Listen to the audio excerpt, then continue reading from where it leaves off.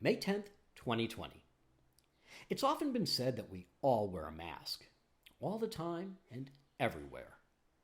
When we're at the office, remember that, the office, we pretend to humor and agree with our incompetent boss and the coworkers we can't stand. If we're out with friends, good times. We fake concurrence with their preposterous ideas and nod insincerely at their lame efforts to impress us with their cleverness. At least y'all do. I'm not that good an actor.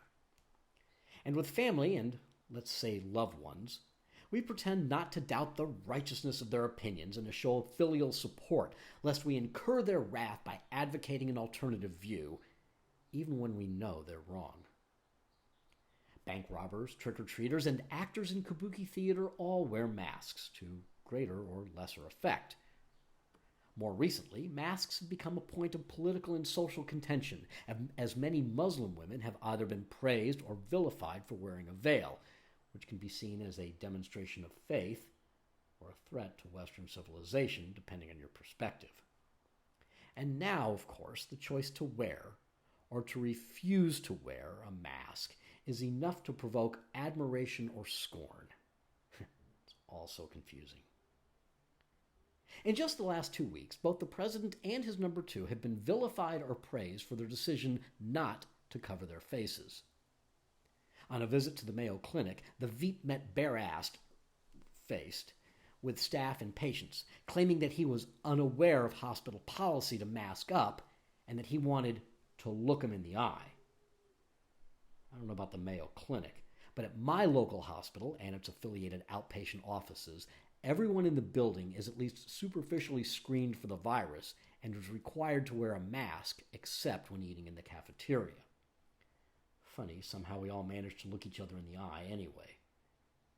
Then, a week or so later, the cheesehead, Big Cheese, went maskless when visiting a Honeywell factory in Arizona that makes masks.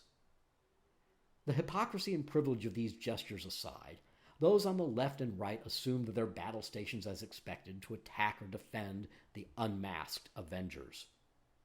My God, you'd have thought the president had had the temerity to wear a tan suit for a press briefing. Of course, it's not just El Presidente and his silver-haired minion being morons or provoking outrage. No siree. In Santee, California, grocery store patrons have donned a Ku Klux Klan hood and a swastika mask while no doubt shopping for pallets of toilet paper and dry goods. Not really sure what statement they were trying to make other than, look at me, I'm a bigot. As someone much smarter than me once said, the greatest argument against white supremacy is white supremacists. And as if to prove that black people can be just as stupid as whites, a black couple has been charged with the murder of a black dollar store security guard in Flint, Michigan, after the wife was asked to cover her face per store policy. I guess that's the thing about free expression and other constitutional rights. It only applies in the public domain, and only extends as far as another man's nose. Does wearing a mask really help limit the spread of this virus? I have my doubts, but who knows?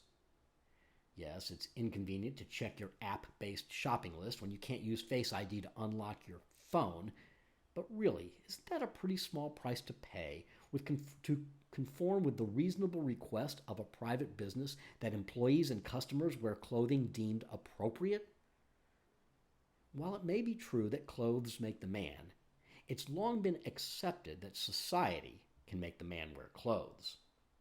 Women too.